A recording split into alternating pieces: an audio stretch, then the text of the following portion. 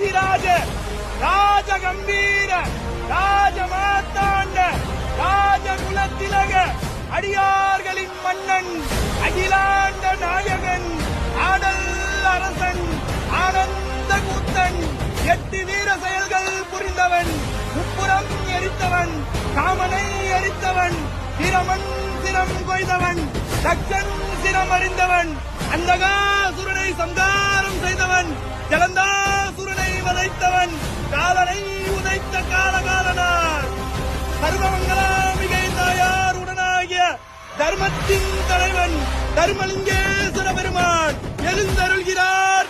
வருகிறார் வருகிறார் வருகிறார்.